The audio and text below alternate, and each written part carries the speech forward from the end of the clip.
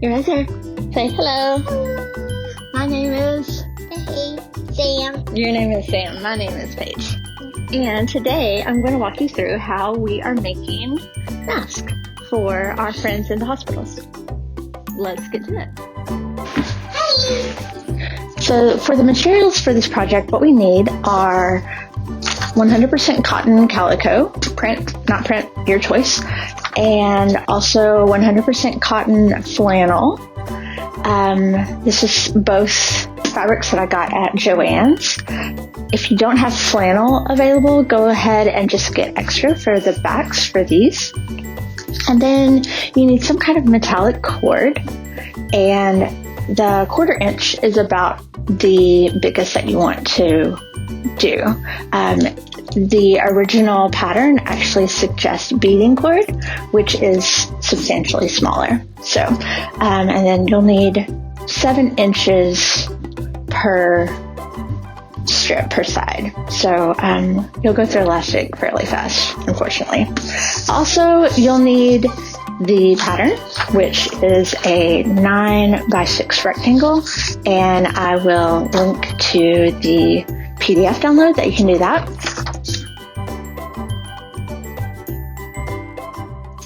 Then I will cut that and come right back.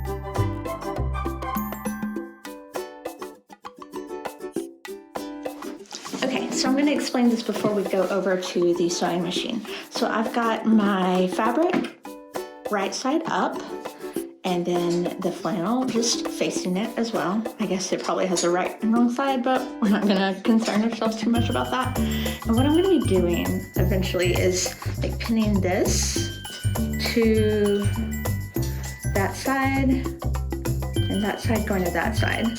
So basically we're going to keep it on the inside of the mask itself, and our end result is going to look something like this. So let's do it.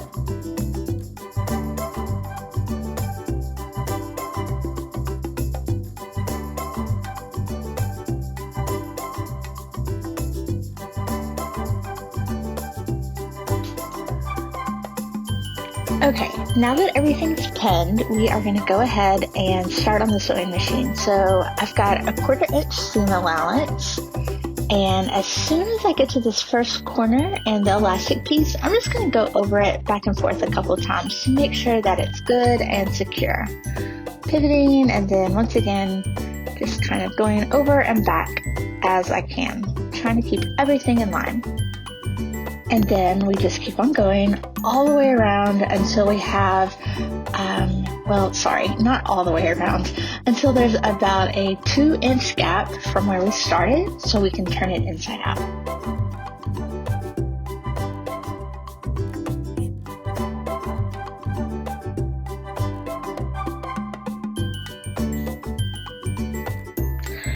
So now that it's sewn all the way on all the edges, making sure that we have the elastic sticking out of the sides, and we backstitched before and after we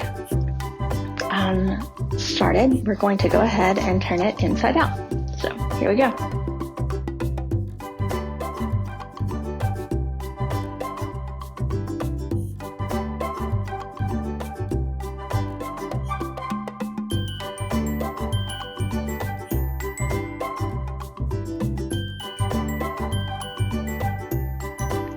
Now we're going to press everything so it is nice, neat, and it makes the next step easier. So now, as you can see, we have basically the square of the mask, but now we're going to make tucks like this so that it's actually fitted closer to the mouth shape, so it's not an all-encompassing bandito situation. So we'll show you how to do that. So as you can see, these are the tucks that we're looking for.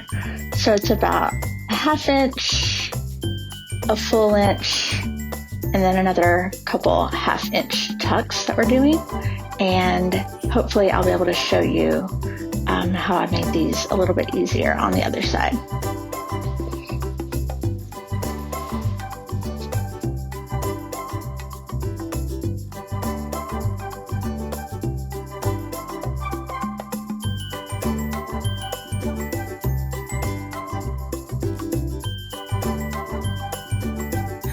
So, as you could probably tell, I could play with these basically all day, kind of just fiddling with them and trying to make them perfect. But let's be honest, this is an art, not a science. So we're just going to go with it how it is. And now we're going to do top stitching all the way around, including pinning these guys in so that that opening isn't there anymore. So let's go back to the machine.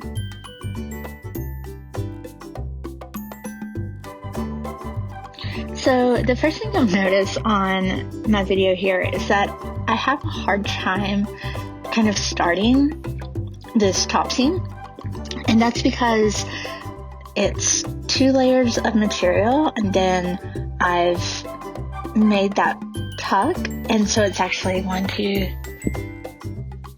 3, 4, 5, 6 layers of material. So it's just a little bit hard to get it started. So I actually ended up moving my fabric about 1/2 inch down from the corner, and then starting there and then doing my regular back seaming, just so sometimes when you start at the very edge of the material, it doesn't want to feed through. So that's just a hint there with working with tucks.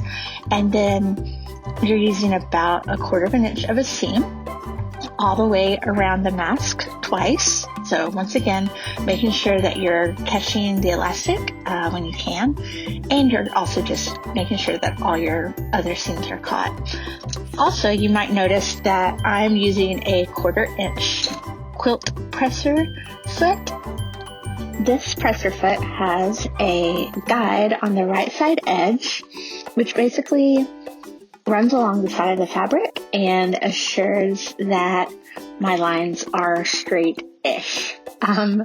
So it's nice to have when you're top stitching something like this. You could also, if you have it, use an edge foot, but you can also use a regular foot, guys. Nobody's going to judge you for wobbly stitches on these things, so you do you.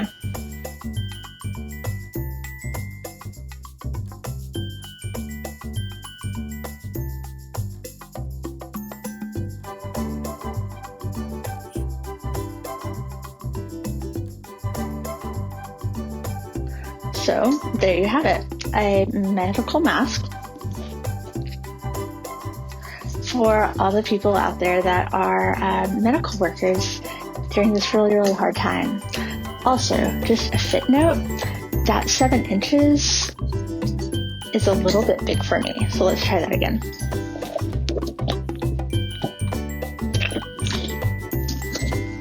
So while this would be a good fit for someone who's a little bit larger than I am, I would say doing maybe a 5.5 inch strip would be a good idea for folks with kind of smaller faces. So let me know in the comments if you have any questions, and I look forward to seeing your stuff too.